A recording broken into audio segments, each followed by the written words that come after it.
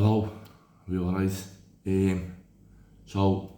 Yesterday was the anniversary of my sober date. So now I'm 4 years sober, addiction free. So basically, I was a cocaine addict, and at the time, I didn't realise basically I was alcoholic. I just thought my problem was drugs.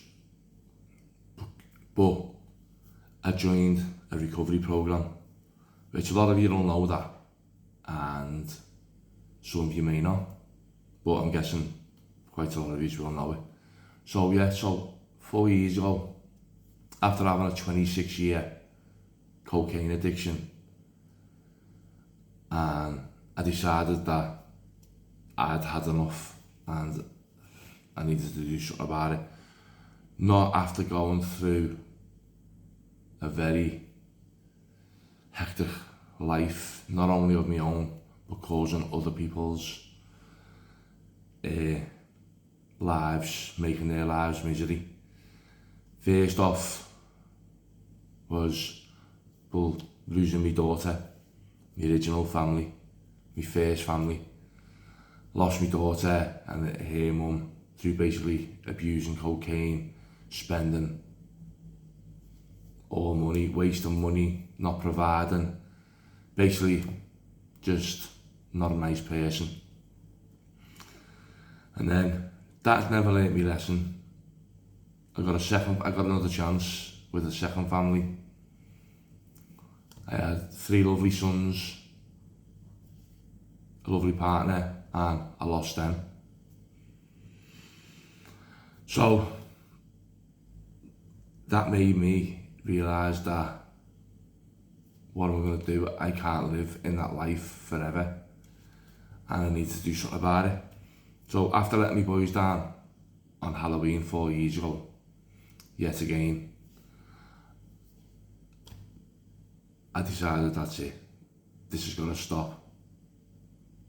At first, I was doing it for someone else, but then realised that I needed to do it for me. So I joined a recovery program called Break Free. Now, some people have got negative thoughts about this recovery program because it's a paid service. I didn't have a problem with this because I wanted to stop, and I would have paid anything to stop, because basically it's a private service. People will go, you shouldn't have to pay for recovery. Why not? You're the one who's in recovery, you're the one who has a problem and you want to help. So it's just like going to the doctors. NHS is free. If people aren't happy with that service, they'll go and pay private. Same with the dentist. People have private dental work. No one bats an eyelid. But the minute you put recovery into the mix, people have something to say about it. So again, the money I spent on my recovery, I'd do that again. Hopefully I'll never have to do that, which I know. In fact, no, without being complacent and cocky, I'll never do that again, because I'll never drink or take drugs ever again. So I joined, and in my eyes, it was the best decision I'd ever made. Was I scared when I joined? Absolutely. I was petrified, because now I know that voice in your head is an opponent, and at the time, you get aware. When you join this program, they teach you awareness and separation, that the voice in your head's not you, and you've got an opponent. So I joined this recovery, and that's when I found out that obviously I was an alcoholic as well as a cocaine addict. Because when we were going round, they were asking questions, what's your problem? I said cocaine, and if you had a problem with drink, I was going, well, you only drink when I take drugs, this, that, and so, well, we're an abstinent group, so you need to knock everything on the head. So at first it was like a bit of an argument. Well, that's not my problem, but if it's not a problem, then why can't you stop? Nail on the head. So from that moment, I looked at things differently, walked out to that first meeting, and game changer. So I knew that I had a proper battle on my head, on my hands. Because then once I knew this voice was going and what it was and what it was trying to do, I could go back over the years and realise certain situations where I could have like gone home or not done nothing, but I got blagged by my addiction. So going through, I basically, well, during that program, they give you these tools. So these tools, you learn them. Basically, you're retraining your brain. Your brain is programmed. You rewire your brain. So because I abused drugs and alcohol for so long, my brain thought I needed it. Like survival. Like with food and drink, you need it. So your brain, that part of your brain, makes you think you need drinking drugs to survive, which obviously you don't. So, going through the program, didn't see me boys at first. Partner didn't trust me, which is obviously, I'd ruined their life. Basically, wasn't a nice person to be around. Didn't want nothing to do with me. He wanted me boys to stay well away from me, which is understandable. Because basically, yeah, I didn't care. I just cared, all I cared about was fucking taking drugs. And I had a daily addiction. And some people knew, a lot of people knew, but a lot of people didn't know. Because I had it, hid it in plain sight. Basically, I was a functioning cocaine addict, more so. So yeah, so I was on the program, learned a few things about myself.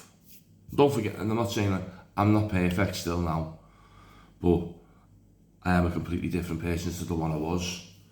So yeah, so on the program, learned the tools they give me to retrain my brain. I was on the program for a year to the day. Through that year, I got back with my partner. She gained trust again. Oh, by no means as well,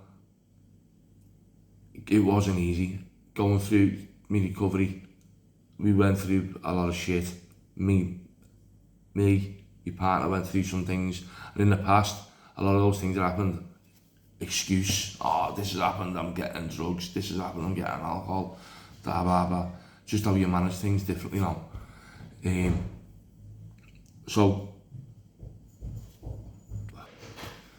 So yeah, it's about how you manage things differently. Life's still shit sometimes, but you can manage that shit rationally with a clear mind compared to what it was when, say, under addiction. So yeah, so I got back with my partner, and basically we had another son together, and he's nearly two next month. And without that recovery, my son wouldn't be here. So every time I look at him, even my boys, look at my boys, my recovery brought them back, and I gained another son. My daughter, that's never going to happen. I've tried to get back in touch, and she doesn't want to know. She's in her 20s now. Got her own kids. I'm a granddad. Unfortunately, I don't see them. But again, that's on me. So now life for me is a complete different world to living as an addict and not living as an addict. And now I'm financially better off, I'm healthier.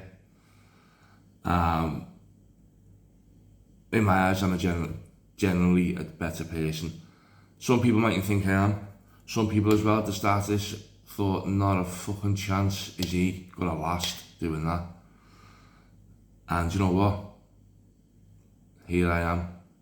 Not one relapse, never will relapse. Again, without being cocky or complacent, because over the years I've seen people who you would never believe would relapse again, and they're basically on the list. Your list is your list of pain. Everything you've done, it's on a list. You read your list. If you get these thoughts in your head, and that's where you end up. No matter what you think, people in our situation, an addict, I don't class myself as being an addict now, but some people will say you're an addict up forever. I don't drink or take drugs no more, so I'm not an addict in my eyes.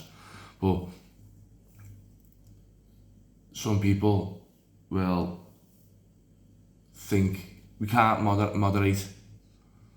So, but after times of healer, people giving time, people think, do you know what, I can just have one and I'll be sound. And do you know what, maybe, yeah, you can have that one at that time and you're sound. Gradually over time, you'll end up in that pit of shit, back on your list, and you'll be back to square one where you was. And that, I'm saying now, is never ever going to happen to me. So to all them people, again, who thought Alan wouldn't do it, well, you had the last laugh. Surprised a lot of people that I still am sober, but I know that's me. It's a lifetime commitment. I don't live day by day. I'm not scared. I don't have battles. I get still get thoughts. You get them thoughts. It's the first thought you get. You can't control it, you can't stop it, but it's what you do with that first thought. You can either engage, and then you could probably end up using the game, or you could take the second thought and then go and use, and then that's it, your life's fucked up ever again. So in my eyes, I will never ever go back to day one.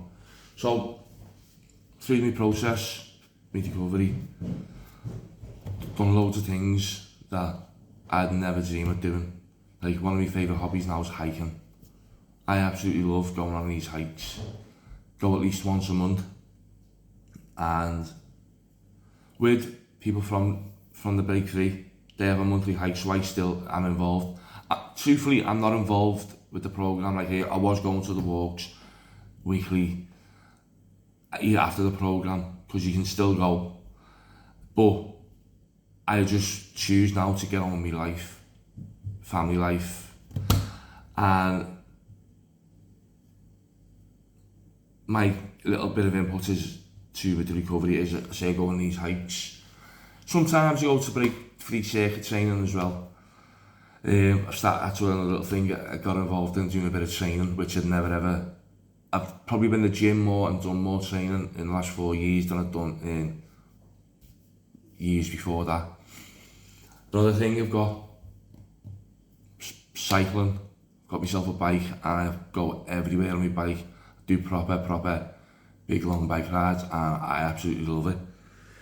So yeah, so I'm going on, like, but my head's here, I had all sorts to say, and then when it comes to say it, I couldn't think of nothing. So I'm sort of, so yeah, so I was on the programme for a year. I left. I've now been away from the programme for 3 years, and I'm still as strong as ever. Again, I don't have this mentality that you live day by day, because tomorrow is another day. A lot can happen tomorrow. My future is I'll never do it again, so I don't think, oh, tomorrow I could drink, tomorrow I could use. It's not ever, never happening. So again, I had loads of things saying, I can't think of them now. So anyway, yeah, so right. So, I'm saying so a lot. If you think you've got a problem, you probably watch this and go, well, I haven't, or you'll hear that voice saying you haven't, you're not that bad. If you hear that, well, you're not that bad, then you are that bad. And I'm not as bad as them or him or everyone else. You are. So get help. Again, it doesn't need to be with a paid recovery service. There's free services out there. But the recovery service that I went through had 24-hour access to a WhatsApp group. There's 3 meetings a week, there's a walk on a Saturday, there's the hikes, there's the gym workouts. These paid services are there all the time for you. Them ones where, other services where you have one meeting once a week, there's no how to sit after that. When you're out of that meeting, there's no service whatsoever until you go back the next week. So you will basically white knuckle until the next time, and then you're going through all that rigmarole again, week by week. And then that's why I think you struggle as well, because you're going to wait a week to let everything out, and this, that, that. This WhatsApp group just bang it in, your voice, you bang it in, you bang it, this is happening, this is happening, this is what I'm thinking, this is what it's saying. And then there'll be someone, part of the team, who'll come in with something. So yeah, I'm gonna go. I know there's loads of things that I wanted to say and I haven't said. So, basically, you don't want to live a shit life and you want to live a better life. Reach out, because for me, there's no going back, only going forwards. No one's going to save you apart from you. People think sobriety is the end of it and you're going to be bored and you're going to be this and you're going to be that. It's the complete opposite. I assure you, nothing boring about being sober. People think, I can't do this, I can't do that, you can't do this. You can do anything you want. You can still live the life. I still work in an environment surrounded by drinking drugs, and you know what? Doesn't bother me one bit. In fact, it gives me it eggs me on to never do it again as well, because I see people, whatever they're taking and whatever they're drinking, I just look and I just go, oh, not a chance. So, what a quick example, someone read a post I posted yesterday and reached out to me, never heard them, never met them in my life, and he said the same thing about, I don't want to drink no more, but I don't want to be boring and sad. It makes me sad thinking that's his addiction talking to him, saying you'll be boring. And I said to him, listen, rationally thinking, that is not what you want to be anymore. So when you're hearing that, that's your it. He took it in a bit, I think, but whether that person listens, only time will tell, that's on them. I recommended him to join the recovery group that I was in. That's up to him now, it's not me. So yeah, I'm going now, because I say I'm rambling on. But me, life is a million times better. I have a lovely family. Say financially better off. I'm healthier. I'm wealthier. Yes, financially, fucking thing, same thing, you know. So yeah, I'm gonna go. Take it easy to that.